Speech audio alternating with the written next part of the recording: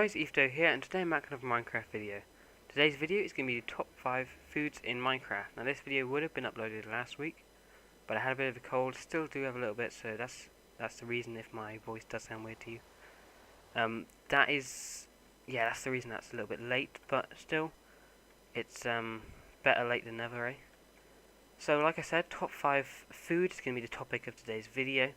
We're going to be ranking them on how much food you actually get back in terms of the hunger bar, the saturation, and also the how fast you can farm them, and how fast off the start of the game you can farm them, because they're two slightly different things.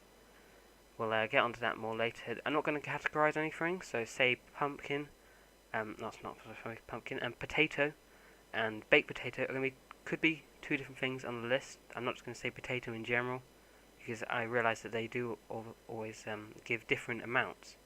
Obviously you can get more for a baked potato. And the same thing is going to apply to things like meat and... I'm not going to categorise all vegetables together as well. Every food has its own rank in the list, if they do of course make the list. Free foods... Sorry about this lag spike, it's a bit annoying. Free foods have been discounted from the list because two reasons really. One, because it would be way too obvious which would be the top 3. So golden apples, notch apples, and the golden carrot have been eliminated from the list. But another reason being that the golden carrot doesn't actually appear in the food items. It's actually under brewing items. If you go in the foodstuffs, the gold apples are in there, but the golden carrot isn't. It's more used for brewing. So although it is edible and it's a very good food, it's not going to be counted. So now on to the top 5. First of all, we do have one honourable mention, and that is pumpkin pie. Pumpkin pie restores 8 food, and when I say 8 food, I mean 4 of the actual food bars. Each point of food is worth one half of the little one. Like, you know, in hearts, 1 health point is worth half a heart. 1 food point is worth half of the little leg of food that you have on the little bar. So you've got 20 in total that you could have as a maximum, in the same way you could have 20 health points, but that would of course be 10 hearts. That should make sense. If it doesn't, then I'm sorry. But yeah, so 8 food you get from pumpkin pies. So that's 4 of your little hunger bars. You get 4.8 saturation though, which is very low. I mean, that 8 food is very high, but the 4.8 saturation is exceptionally low, which is why despite such a high amount food points restored is really undercut by the fact that after eating it shortly later you're going to have to eat another one. You can farm this quite fast. You can also craft it in your inventory, which I don't actually see as much of a plus. I'm going to go on this about more when I'm in the mushroom stew, but I generally think that being able to craft it in your inventory is actually not that great. I'm going to go on to that more later, but yeah, so that's one thing you get from pumpkin pie. You can farm it quite fast if you have a massive sugarcane farm, but pumpkins themselves can be hard to find at times. So generally that was just off the list. The number 5 spot goes to mushroom soup. And I'm going to elaborate a little bit more now on what I meant by crafting in your inventory. Now a lot of people say mushroom soup, oh it's awesome, you can craft it in your inventory, you don't need a crafting table. But why would I carry around red mushrooms, brown mushrooms, and then a bowl? That's 3 items in my inventory, taking up 3 inventory spaces, just so that I can craft mushroom soup, when I could just carry around another food source, taking up just 1 inventory spot, for potentially better food stuff back. So I don't actually think that's a very good plus on mushroom soup. So if anyone ever argues that, oh, mushroom soup's brilliant, you can craft it in inventory, it's actually not that good. Because if I want to use up all my inventory space, I don't want 3 of them going just to 1 food source. I could carry around like a stack of apples or something in just one of my inventory slots instead of 3. So that's actually, I would put that down as a downside to mushroom soup. That and they don't stack. So say I had 2 mushroom soups, that's 2 of my slots gone, plus my 3 items to craft it. That's 5 of my inventory slots gone just on 2 mushroom soups and the recipes to make them. If I obviously had some more for extra. I mean, that's actually just taking up your inventory. One thing that is very good about mushroom soup, though, is the fact that you get 6 food back, slightly less than pumpkin pie, but 7.2 saturation isn't half bad. That's actually pretty decent.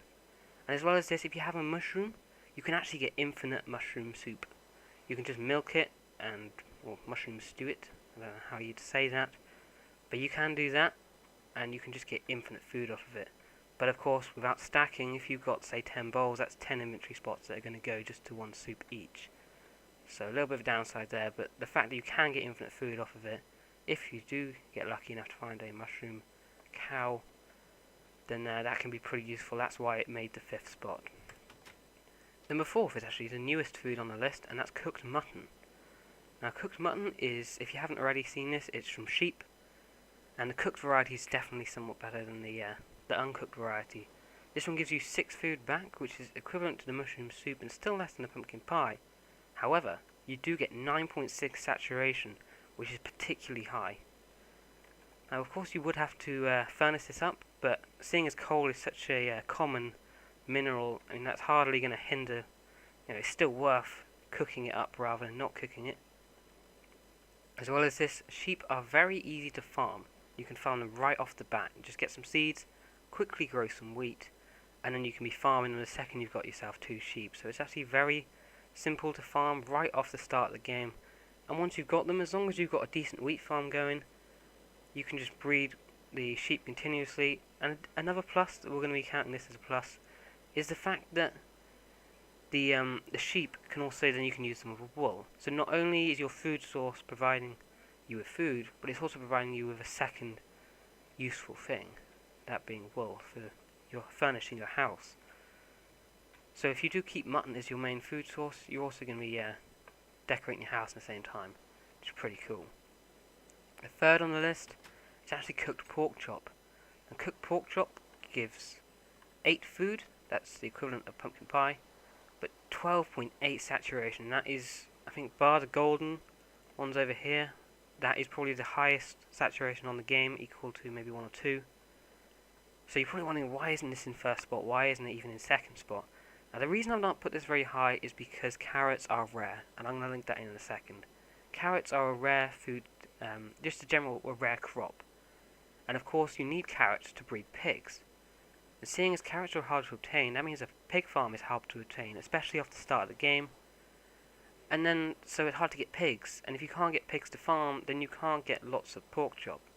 Whereas something like sheep, you can get them very quickly.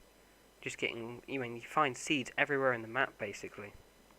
You just chuck some bone meal on some dirt, and you've got yourself some mutton. Well, you've got some seeds, sorry, and then that can turn into mutton when you start using it properly. But your pork chop, you're going to have to get carrots, which you have to find in either a village, or get them from a rare zombie drop. Both are quite rare, and even if you do find a village, there's no guarantee you're going to have some carrots, so it's generally quite hard to start that farm. And even when you do have that farm, it then means you do have to be farming carrots, which are themselves a food source, so you could just eat the carrot and cut out the pigs. I mean, the food wouldn't be as good, but you'd save yourself 2 carrots for probably every pig you're going to kill. So is 2 carrots better than 1 cooked pork chop? I would say it probably just about is. That's why that has not made it further up the list. In 2nd spot is roast chicken. Now, roast chicken, its stats in terms of food source and saturation aren't actually great. You got 6 food back, 7.2 saturation. Now, that's actually worse than mutton. However, chickens have something that makes them absolutely awesome for farming, and that is the fact that they lay eggs. And by laying eggs, that means you can breed them without actually having to do it yourself. You can just spam down eggs. You can make chicken farms that just continually put out chickens. You've got some hoppers down, you can just have so many eggs. You can have stacks of eggs every minute. You can just keep farming them, jump in, just kill a load of them. Get yourself a couple stacks worth of chicken, just smelt that up with the loads of coal you have. I mean, it's the most rapid farm you can get. As well as this, you breed chickens with seeds, as well as eggs. So not only is eggs a fast way of breeding them, but seeds, you don't even have to farm the seeds. Like, whereas if you're farming sheep, you've got to get the seeds and then you've got to make them into wheat by farming them. But with chickens, you can just bone meal the ground, get a load of seeds, and then just breed a load of chickens. That and chickens are quite common to find. You could have a pretty good chicken farm going right off the start of the game. And it's such a rapid farm, it's worth it.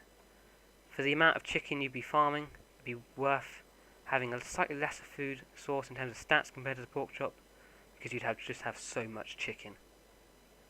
The number 1 spot has gone to cooked steak. Cooked steak has equal stats to that of cooked pork chop. You get 8 food and 12.8 saturation. So that makes it one of the best foods in the game, the best food in the game when I get on to the next bit. Obviously, cows are very easy to farm. They're like pigs, but you only need wheat. So you can get them right off the start of the game. You just get some seeds, you quickly grow some wheat, you put some cows in the pen, and you start breeding them, you start eating them, cooking them, and whatnot. And you've got yourself a load of steak quite fast. It's basically like the pigs, but you cut out the fact that you have to find carrots. If pigs were still as they were before 1.4.7, where you didn't need carrots, you just bred them with wheat, then the pork chop and the steak would be tied for the win. But it's that fact that you have such an easy way of getting steak. I mean, it just makes it the best food in my opinion. What's your opinion? Be sure to put that in the comments below if you have varying decision to mine, or if you have the same, maybe you agree. I'd like to hear your thoughts in the comments. If you have found this video helpful or in any way informative, please do take a second, hit the button below, and thanks for watching.